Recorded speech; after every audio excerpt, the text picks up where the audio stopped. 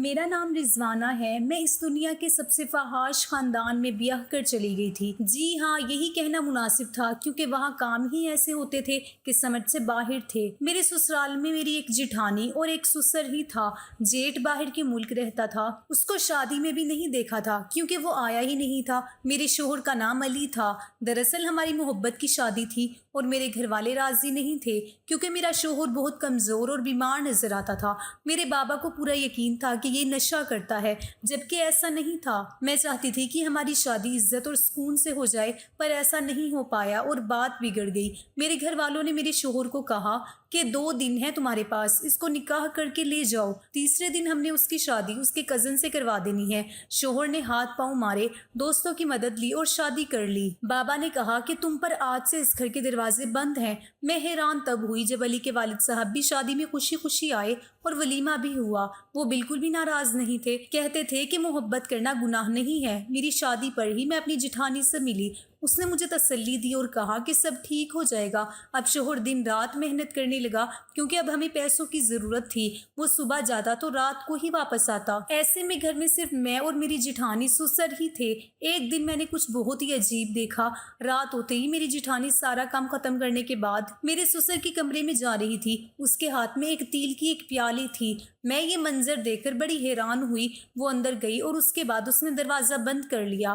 میں حیران رہ گئی کہ بھلا اس وقت اس کا اندر کیا کام ہے اور یہ تیل لے کر اندر کیوں گئی ہے۔ کچھ دیر میں کھڑی رہی کہ شاید تیل دینے گئی ہوگی اور دروازہ غلطی سے بند ہو گیا ہوگا، وہ ابھی واپس آ جائے گی، لیکن وہ واپس نہیں آئی۔ 20 منٹ گزر گئے، واپس نہیں آئی۔ کچھ دیر بعد میرا شوہر آ گیا۔ میں نے اس کے لیے رات کا کھانا گرم کیا، پھر ہم نے بیٹھ کر کھانا کھایا۔ شوہر نے عشاء کی نماز پڑھی۔ تھوڑی دیر کے بعد اس نے مجھے چائے کا کہہ دیا۔ میں چائے بنانے کے لیے دوبارہ کچن میں گئی، تب بھی میں نے دیکھا کہ جٹھانی اپنے کمرے میں نہیں تھی اور سسر کے کمرے کی لائٹ بھی بند تھی۔ اس کا مطلب وہ سو چکے تھے۔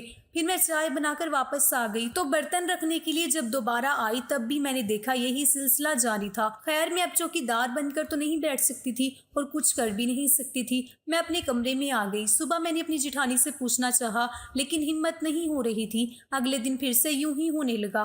وہ پھر رات ہوتے ہی سارے کام ختم کر کے کافی جلدی میں نظر آ رہی تھی۔ جب اس کو لگا کہ اب سارے گھر والے سو گئے ہیں تو وہ تیل لے کر میرے سسر کے کمرے میں چلی گئی۔ میں دیر تک جاگتی تھی کیونکہ میرا شوہر دیر سے آتا تھا۔ دروازہ بند ہونے والی بات نے مجھے بہت زیادہ پریشان کیا ہوا تھا۔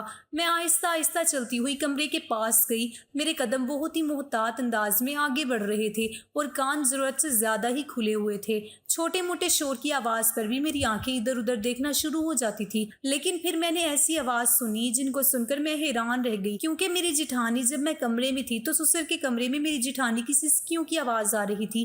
میں نے اپنے کانوں کو ہاتھ لگا لیا۔ میں بری طرح حیران رہ گئی کہ یہ سب کیا ہو رہا ہے۔ پہلے مجھے لگا کہ میرا وہم ہے، لیکن میں نے باقاعدہ آوازیں سنی اور اب تو میں پورے یقین کے ساتھ یہ بات کہہ سکتی تھی کہ جو کچھ بھی ہو رہا تھا وہ غلط ہو رہا تھا۔ میں دروازے پر دستک دینے لگی کہ لائٹ آن ہو گئی اور میں ڈر گئی، لگتا ہے کوئی باہر آ رہا ہے۔ میں واپس اپنے کمرے میں آ گئی، سوچا اپنے شوہر سے بات کروں، لیکن اس کو یہ سب کچھ نہیں بتایا۔ اگلے دن اپنی جٹھانی سے ہی بات کرنے کے بارے میں سوچا۔ وہ میرے سامنے بیٹھی سبزی کاٹ رہی تھی اور میں برتن دھو رہی تھی۔ میں نے کہا کہ رات کو تم سسر جی کے کمرے میں کیا کرنے گئی تھی؟ تمہارے ہاتھ میں تیل تھا اور تم نے دروازہ بند کر دیا۔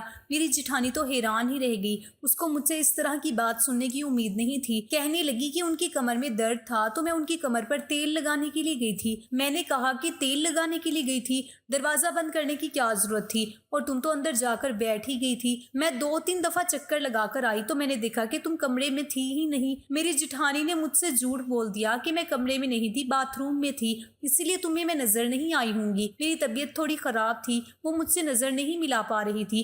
اپنے کام میں پھر مصروف ہو گئی۔ میں نے کہا کہ کیا ہوا تھا تمہاری طبیعت کو؟ تو وہ جھنجھلا کر بولی کہ کیوں تم اتنی سی بات کا پتنگڑ بنا رہی ہو؟ چھوڑو یہ سب باتیں، آج بہت زیادہ گرمی ہے اور تم ہو کے اتنے سارے سوال کر رہی ہو۔ اس نے بات کا رخ دوسری طرف کر دیا تھا، لیکن میں نے اندازہ لگانا تھا، لگا لیا۔ میری ایک بہت ہی قریبی دوست تھی جس کو میں نے اس کو یہ سب کچھ بتایا تو اس نے اس بات کو سن کر اپنے کانوں کو ہاتھ لگا کر بولی کہ پاگل تو نہیں ہو گئی ہو؟ ظاہر ہے وہاں پر کیا ہو رہا ہوگا، تمہیں پتہ کرنا چاہیے۔ میری جٹھانی بھی بڑی عجیب طرح کی عورت تھی، چپ چپ رہتی تھی اور بہت ہی کھلے کپڑے پہنتی تھی۔ ایک طرف کہتی تھی کہ مجھے گرمی لگ رہی ہے، और दूसरी तरफ इतने लंबे और मोटे कपड़े पहनती थी, तब उसको गर्मी नहीं लगती थी। कोई ना कोई गड़बड़ जरूर थी। एक दिन हमारे घर में एक हमसाई आई हुई थी, उससे बातों बातों में मैंने बातें की तो उसने कहा कि तुम्हारा शोहर भी शादी से पहले बाहर के मुल्क जाना चाहता था, लेकिन उसके बाप ने जाने नहीं दिया।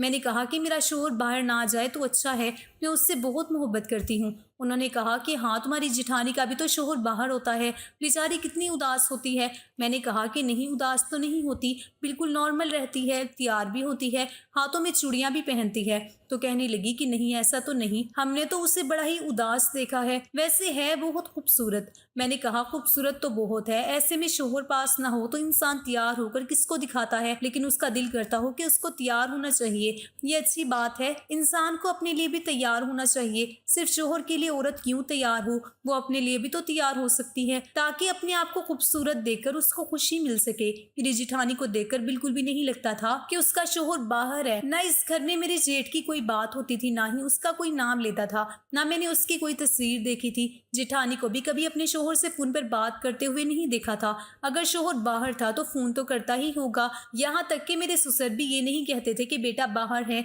एक दफा हम सब खाना खा रहे थे तो मेरे ससुर ने कहा अल्लाह ने एक ही बेटा दिया है और ये सारा कुछ इसी का है। साथ ही साथ वो खांसने लगे। मैंने कहा कि अब्बू, आपका एक और बेटा भी है। वो कहने लगे हाँ, एक और बेटा भी है, गलती हो गई मुझसे। बाप थोड़ा ना औलाद को भूल सकता है, मैं तो मजाक कर रहा था। हम सब हैरान हुए कि वो कैसे भूल गए। मेरे शोहर ने भी अजीब सा मुंह बना लिया और जेठानी भी इधर उधर देखने लगी। ऐसा लगा कि ये तीनों ही मुझसे कोई बात छुपा रहे हैं, लेकिन मेरी जेठानी की वही रूटीन थी। मैंने फिर उससे सवाल किया तो कहने लगी कि ससुर की कमर में दर्द होता है, जब तक उनकी कमर ना दबाऊं उनको नींद नहीं आती। लेकिन मैं ये सोच रही थी कि जब वो सो जाते हैं तो ये वापस क्यों नहीं आती, कमरे के अंदर ही क्यों रहती है, क्या सारी रात कमर दबाती रहती है। इसके साथ मेरे शोहर का कोई रिश्ता भी नहीं था कि वो इसके चाचू होते या मामू होते। उन्होंने ये वाली बहू अपने खानदान से नहीं ली थी, ये खानदान के बाहर की लड़की थी। बल्कि इतनी अजीब बात थी कि ससुर के कमरे में चली जाती है, उनकी कमर की मालिश करती है, मसाज करती है और फिर वहीं पर भी सो जाती है। उसका वहाँ क्या काम था। और वो आवाजें, उनके बारे में सोचकर तो मेरा दिमाग वैसे ही घूमे जा रहा था। फिर मैं सोचना भी नहीं चाहती थी और वो इस घर में हो रहा था। एक दिन तो कुछ ऐसा हुआ कि मैं हैरान ही रह गई। मैंने अपनी जिठानी को कपड़े बदलते हुए देख लिया। वो मुझे देखकर बुरी तरह चौंक गई, लेकिन उससे ज्यादा तो मैं चौंक गई थी। मैंने कहा कि आप तो माँ बनने वाली हैं और आपने मुझे बताया ही नहीं। उसकी जुबान उसका साथ नहीं दे रही थी। पहले तो बहुत घबरा गई, फिर खुद को संभाल कर बोली हमारे खानदान में ये सब नहीं बताया जाता। जब तक 7 महीने पूरे नहीं हो जाते तब तक किसी को भी ये बात नहीं बताई जाती। कहते हैं कि नजर लग जाती है और अच्छी बात नहीं होती, इसलिए मैंने किसी को नहीं बताया कि मैं मां बनने वाली हूँ। मैंने कहा कि मेरे शोहर ने भी नहीं बताया, कभी ससुर ने भी जिक्र नहीं किया, उन लोगों को भी नहीं पता। मेरी जिठानी को कोई बात नहीं सूझ रही थी तो उसने कहा कि नहीं पता है, उनको याद नहीं रहा होगा। ये किस किस्म की बात थी, इतनी बड़ी बात कोई कैसे भूल सकता है। और मुझे भी नहीं पता चला क्योंकि मेरी जिठानी बहुत खुले कपड़े पहना करती थी।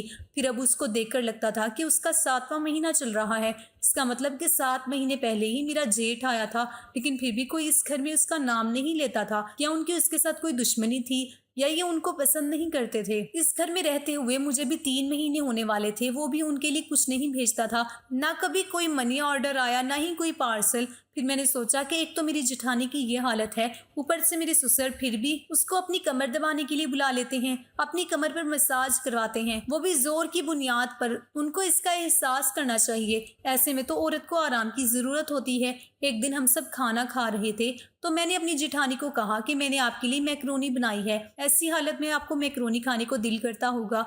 ये बात सुनकर जिठानी के गले में जो खाना था वो उसके हलक में अटक गया और ससुर ने भी उसको हैरान होकर देखा। वो सबके सामने कहने लगी कि तुम्हें क्या हो गया है, तुम्हें किसने कह दिया कि मैं उम्मीद से हूँ, जबकि मेरा शोहर ही मुझसे मिलने के लिए नहीं आया है।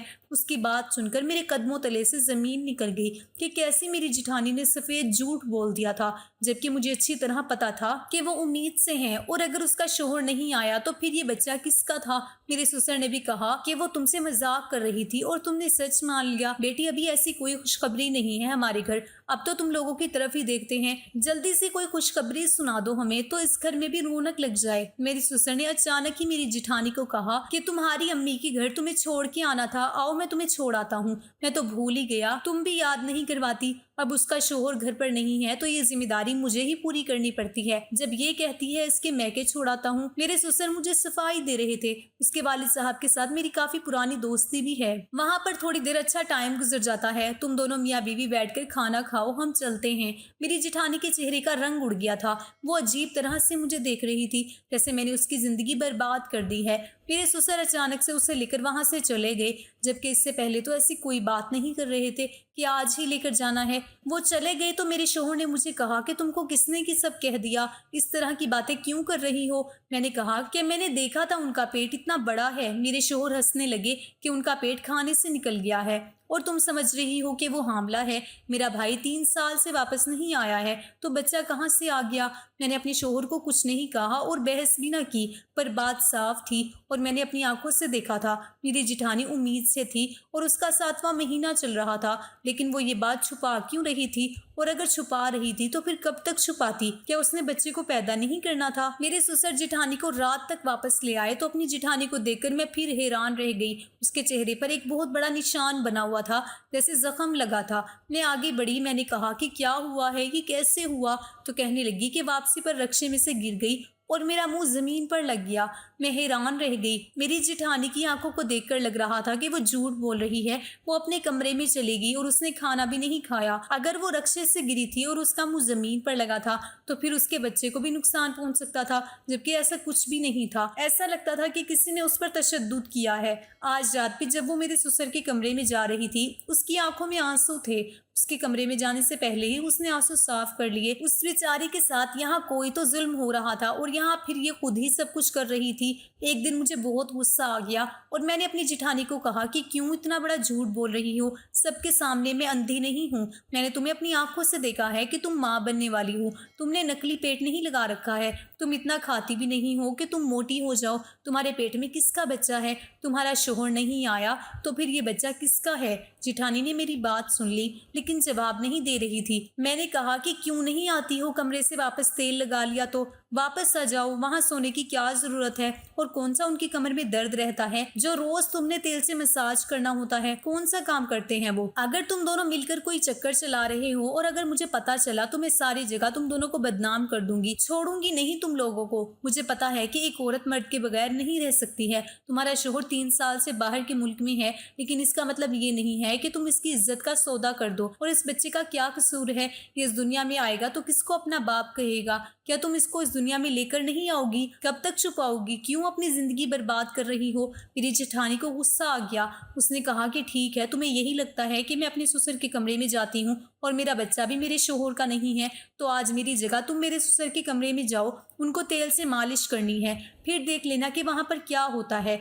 मैंने कहा कि ठीक है, मैं चली जाऊंगी, देखती हूँ क्या होता है। उसने कहा कि ससुर ने पहले ही कमरे की लाइट बंद की होती है और तुम्हें वो इतना ही कहेंगे कि तेल लगा दो तो तुम आराम से लगा देना, इसमें कोई मसला नहीं है। मैंने कहा ठीक है, मैं भी जाऊंगी और देखती हूँ अंदर क्या होता है। मुझे पता था कि औरत की गलती नहीं होती है, औरत जीत कर भी हार जाती है, लेकिन फिर भी यहाँ पर मुझे गलती मेरी जिठानी की लग रही थी। यहाँ अगर कुछ गलत हो रहा था तो वो फिर किसी को बताती क्यों नहीं थी? अगर मेरे ससुर उस पर जबर कर रहे थे तो फिर ये बर्दाश्त क्यों कर रही थी? अपने शोहर से बात क्यों नहीं करती थी? वो मेरे शोहर को बताती और किसी को नहीं तो मुझे बता देती, मैं उसकी मदद करती। जिस किस्म की आवाज़ मैंने सुनी थी, मुझे अपनी जिठानी पर भी शक हो रहा था। मेरा शोहर तो वैसे ही देर से आता था और मेरे ससुर 8 बजे ही सो जाते थे, इसलिए मेरी जिठानी ने मुझे कहा था कि जाओ, आज तुम चली जाओ। मैंने देखा कि कमरे की लाइट पहले से ही बंद थी। मैंने हाथ में तेल का प्याला पकड़ा और अंदर दाखिल हो गई। मेरी जिठानी ने कहा था कि अंदर जाते ही दरवाज़ा बंद कर देना और कोई बात पूछे तो आगे से सिर्फ हाँ हूँ ही करना। मुझे डरने की क्या जरूरत थी? ये मेरा ससुर था। अगर पता चल भी जाता तो मैं फौरन से बाहर आ जाती। मेरी जिठानी बाहर ही खड़ी थी, लेकिन जब मैं अंदर गई तो मेरे ससुर ने अंदर जाते ही ऐसी बात कही कि मैंने अपने कानों को हाथ लगाए। कहने लगे, मेरी जान, आज इतनी देर क्यों लगा दी थी? मैं बुरी तरह हैरान रह गई। बैठो, मेरे पास खड़ी क्यों हो? क्या हो गया है? नाराज हो मुझसे? वो ऐसे बोल रहे थे जैसे कोई अपनी बीवी से बात करता है। मुझे तो वहां 2 मिनट ही हुए थे कि मैं फौरन वहां से बाहर आ गई और अपनी जिठानी को हैरान होकर देखा। फिर वो मुझे अपने कमरे में ले गई और उसने मुझे एक तस्वीर दिखाई जिसमें वो अपने ससुर के साथ दुल्हन बनी बैठी थी। उसने कहा कि ये मेरा ससुर नहीं, मेरा शोहर है और मेरी शादी हुई है। तुमने जो आवाज सुनी वो उसकी वजह से कि ऐसी हालत में कमर दबाकर मैं बुरी तरह से थक जाती थी, इसलिए मेरे मुंह से ऐसी आवाजें आने लग जाती थी और इस हालत में ये मेरे साथ। ये कहकर वो चुप हो गई। ये इंसान अच्छा नहीं है, मुझ पर जुल्म करता है, मुझे अपना गुलाम समझता है क्योंकि मेरे आगे पीछे कोई नहीं था, लेकिन ये मेरा शोहर है और ये बच्चा भी इसी का है। उसने कहा था कि जब डिलीवरी का दिन आ जाएगा तो ये मुझे गांव भेज देगा और फिर कुछ ना कुछ करके कह देगा कि ये बच्चा गोद लिया है। तुम्हारे शोहर ने मिलकर ये प्लान बनाया था कि तुम्हें ये बात पता ना चले, तुम्हें तो बदनामी होगी। हमारे खानदान में ये बात किसी को भी नहीं पता। जो औरत इस घर में आई थी वो तो मेरे शोहर की बहन थी, इसलिए वो भी हमारे साथ मिली हुई थी। जब तुमने सबके सामने कहा कि आप उम्मीद से हैं तो मेरे शोहर ने मुझ पर गुस्सा किया और मुझ पर हाथ भी उठाया। तभी मेरे चेहरे पर जख्म नजर आ रहा था। सारे रास्ते उसने मुझे बातें सुनाई थी। ये खानदान बहुत ही अजीब है, यहाँ पर बहुत सारे राज हैं जिनमें से मैं भी एक राज हूँ। तुम्हारे शोहर ने तुम्हें ये बात शायद इसलिए नहीं बताई कि तुम गलत ना सोचो, तुम्हें बुरा ना लगे, लेकिन अब तुम अपने शोहर को बता देना कि तुम्हें सब कुछ पता है और तुम खामोश रहना। मेरे शोहर खुद ही तुम लोगों को ये सब बातें बता देंगे जब तुम्हें यहाँ पे कुछ महीने हो जाएंगे, लेकिन तब तक तुम मेरी जान छोड़ दो। मेरे मामलात में बोलकर मेरे लिए मसाइल खड़े करना बंद कर दो। इसलिए आज मैंने तुम्हें अपनी जगह कमरे में भेजा था कि तुम्हें यकीन हो जाए। मैंने अपनी जिठानी से माफ़ी मांगी और उससे वादा किया कि आइंदा ऐसी कोई बात नहीं करूंगी क्योंकि मेरी वजह से उसकी ज़िंदगी में मुश्किलात आ रही थी। इसके बाद मैंने अपने शोहर को ये बात बता दी, वो भी शर्मिंदा हो गया। उसने कहा कि पहले ही तुम अपना सब कुछ छोड़कर यहाँ पर आई थी, मैं नहीं चाहता था कि तुम ये सोचो कि मैं किस किस्म के लोगों में आ गई हूँ। मेरे बाबा ने उस लड़की से मोहब्बत की शादी की है, इसलिए तुम हमारी मोहब्बत के खिलाफ नहीं थे। तुम उनको उनके हाल पर छोड़ दो और मेरे साथ अपनी जिंदगी गुजारो। मैंने ऐसा ही किया। ससुर के यहाँ बेटी पैदा हुई तो फिर उनके अंदर भी थोड़ी सी शर्म आई क्योंकि पहले उनकी कोई बेटी नहीं थी। अब वो अच्छे तरीके से रहते हैं और अपनी बीवी का ख्याल भी रखते हैं। हम लोग इसी तरह जिंदगी गुजार रहे थे, वो लोग अपनी जिंदगी में मसरूफ रहते थे, हम लोग अपनी जिंदगी में, यहाँ तक कि हमने किचन भी अलग कर लिया और अब तो हमारा उनसे बिल्कुल ही रिश्ता ख़त्म हो गया है। मेरे शोहर बहुत अच्छे इंसान हैं, मुझसे मोहब्बत करते हैं, मेरे लिए मेहनत करते हैं, मेरे लिए इतना ही काफ़ी है। तो दोस्तों ये थी हमारी आज की कहानी। उम्मीद है आपको आज की कहानी पसंद आई होगी। कहानी अच्छी लगे तो इसे लाइक ज़रूर कीजिए, दोस्तों के साथ शेयर कीजिए। माँ बाप की वफात के बाद मैं मामू के घर रहने लगी थी। मैं पढ़ी लिखी लड़की थी जिसकी वजह से मुझे एक ऑफिस में प्राइवेट जॉब मिल गई थी। उसी ऑफिस में एक यासिर नामी लड़का भी जॉब करता था जिससे मेरी दोस्ती हो गई। यासिर बहुत ही अच्छा लड़का था, वो मुझे पसंद भी करने लगा था। वक्त गुजरने के साथ साथ हम दोनों एक दूसरे को चाहने लगे।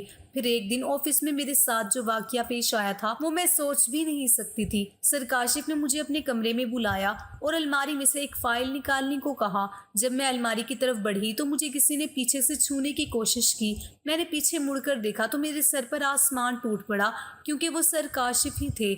मैंने जल्दी से उनके मुंह पर एक जोरदार थप्पड़ मार दिया। बस वो मेरा ऑफिस में आखिरी दिन था। नौकरी खत्म होने के बाद भी यासिर मुझसे राब्ते में रहा और मुझसे कहता रहता कि मैं तुझे अपनाना चाहता हूँ। मैंने उससे कहा कि तुम्हें मेरे मामू से बात करनी पड़ेगी, आखिरी फैसला तो मामू ही करेंगे। खैर उसके घर वाले मामू से मेरा हाथ मांगने के लिए आ गए। मामू चाहे जैसे भी थे, लेकिन जब उन्होंने एक अच्छा रिश्ता देखा तो मेरे सर पर हाथ रखकर घर से रुखसत कर दिया। यासिर ने शुरू के दिनों में मेरा बहुत ख्याल रखा था और मुझे यूं महसूस होता था जैसे मैं दुनिया की खुशनसीब तरीन लड़की हूँ। मगर कुछ ही महीनों बाद उसका लहजा तल्ख होता गया और मुझे हर वक्त फारिग होने के ताने देना शुरू हो गया कि महंगाई बढ़ रही है, बीवी को भी शोहर का हाथ बटाना चाहिए। मैंने मुख्तलिफ जॉब के लिए अप्लाई करना शुरू कर दिया मगर जॉब कहीं ना मिल सकी। यासिर अब मुझ पर तशद्दुद करने लगा, कहने लगा कि फलाह की बीवी इतनी अच्छी जॉब कर रही है, तुम बिल्कुल बेकार औरत हो जो घर में सिर्फ रोटियां तोड़ सकती हो। फिर एक दिन हमारी पड़ोसन हमारे घर आई जिसके कपड़े और जेवर देखकर मैं हैरान रह गई। मैं जानती थी कि उसके शोहर का एक मामूली सा करियाने का स्टोर था। मैंने पड़ोसन से कहा कि अगर बुरा ना मानो तो एक बात पूछूं। उसने कहा कि पूछो, क्या बात है। मैंने कहा कि तुम्हारे पास इतने महंगे कपड़े और जेवरात कहाँ से आए हैं। उसने कहा कि ये सब मेरी फ्रेंड्स की बदौलत है। मैं एक वेबसाइट पर अपनी फ्रेंड्स और दोस्तों से गपशप करती हूँ, इसका मुझे पैसा मिलता है। मैं उसकी बात सुनकर हैरान हो गई और उससे कहा कि मुझे भी इससे اس کام کے بارے میں بتا دو۔ اس نے کہا کہ ہاں کیوں نہیں، میں تمہیں سب کچھ سمجھا دوں گی، مگر ایک بات یاد رکھنا کہ اس ویب سائٹ پر اپنی فرینڈز کا خیال رکھنا پڑتا ہے، ان کی ہر بات ماننی پڑتی ہے۔ کافی ساری بات چیت کے بعد میں نے بھی اس ویب سائٹ پر اپنے آپ کو رجسٹر کروا لیا۔ میں نقاب میں لوگوں کے سامنے آتی مگر کوئی مجھ میں دلچسپی نہ لیتا، میرا کوئی فرینڈ نہیں بن رہا تھا اور نہ ہی کچھ کمائی ہو رہی تھی۔ پھر اس عورت نے مجھ سے کہا کہ کچھ پانے کے لیے کچھ کھونا بھی پڑتا ہے، اپنے فرینڈز کی مرضی کے مطابق کپڑے پہنا کرو، پھر اپنی کمائی دیکھو۔ اب میں مختلف روپ میں لوگوں کے سامنے آنا شروع ہو گئی، کبھی وہ کھڑا ہونے کو کہتے، کبھی کوئی فرمائش کرتے، میں ان کی ہر فرمائش پوری کر رہی تھی۔ میں ایک دلدل میں دھستی جا رہی تھی جس کا مجھے اندازہ نہیں تھا۔